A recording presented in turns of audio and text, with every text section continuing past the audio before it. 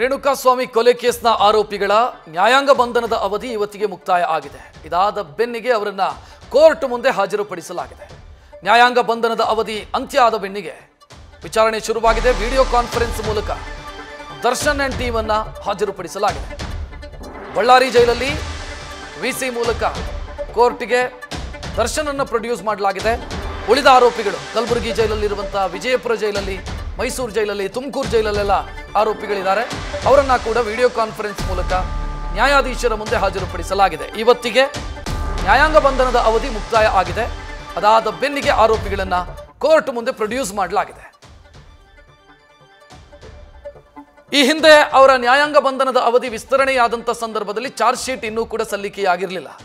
ಈಗ charge sheet ಸಲ್ಲಿಕೆಯಾಗಿದೆ. ಅದರ ಬೆನ್ನಿಗೆ ಅವರ ಜೆಸಿ ಅವಧಿ ಮುಕ್ತಾಯ ಆಗಿದೆ.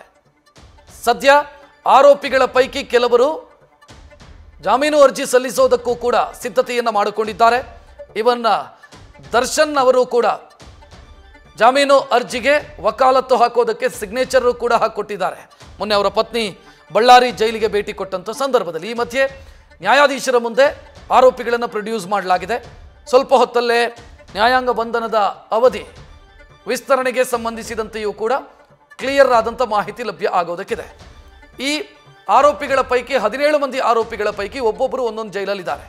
ಪರಪ್ಪನ ಅಗ್ರಹಾರದಲ್ಲಿ ಕೆಲವರು, ಬಳ್ಳಾರಿಯಲ್ಲಿ ದರ್ಶನ್ನು, ಕಲಬುರಗಿಯಲ್ಲೊಬ್ಬ, ವಿಜಯಪುರದಲ್ಲಿ ಮತ್ತೊಬ್ಬ, ಬೆಳಗಾವಿಯಲ್ಲಿ ಇನ್ನೊಬ್ಬ, ಮೈಸೂರಲ್ಲಿ, ತುಮಕೂರು ಜೈಲಲ್ಲಿ ಒಂದು 4 ಜನ. ಸೊ ಈ ರೀತಿ ಆ ಟೀಮ್ ವಿಭಜನೆಯಾಗಿದೆ.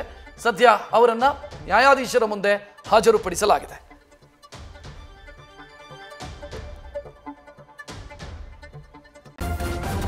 ನ್ಯೂಸ್ ಫಸ್ಟ್ ನಿರ್ಭೀತಿಯಿಂದ ನಿಮ್ಮ ಪರವಾಗಿ.